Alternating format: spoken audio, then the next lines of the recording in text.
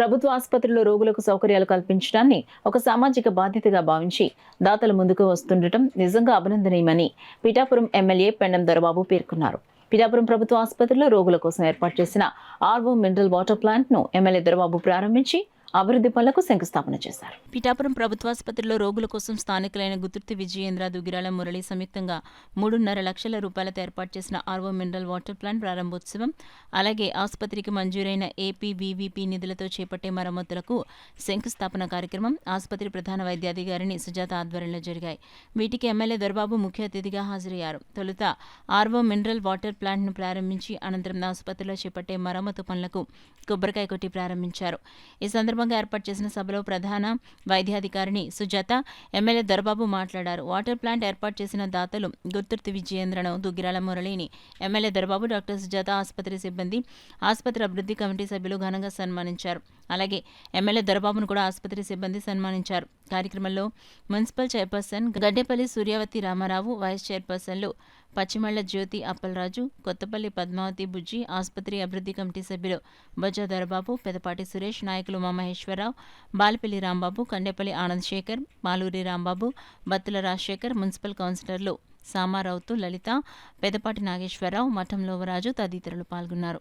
అది ఎందుచేత ఆ ఫస్ట్ ఫేజ్లోకి రాగలి అంటే ఇక్కడ ఉండే డాక్టర్స్ అందరూ కూడా, నర్సులు కానీ, స్టాఫ్ కానీ అందరూ కూడా సమిష్టిగా చెయ్యాలనే సంకల్పంతో ఉంటేనే ఇవన్నీ కూడా జరుగుతాయి.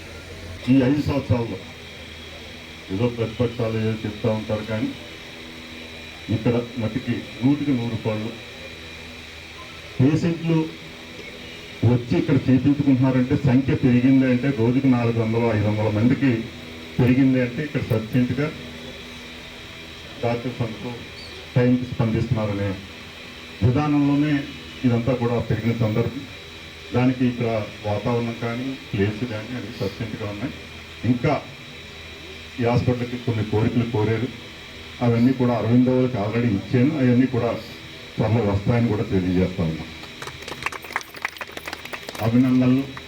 అందరూ మహిళా సోదరి మళ్ళీ డాక్టర్స్గా రావడం, కాబట్టి మీ అందరికీ కూడా ప్రత్యేక అభినందనలు తెలియజేస్తూ పిఠాపురానికి మంచి పేరు తీసుకొచ్చేలాగా ముందుకు తీసుకెళ్తారని.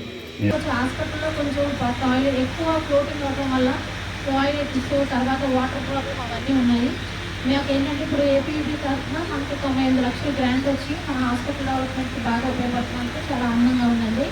ఈ పనులు కూడా తొందరగా ఎమ్మెల్యే గారి ఆధ్వర్యంలో తొందరగా జరుగుతున్నందుకు చాలా హ్యాపీగా ఉందండి.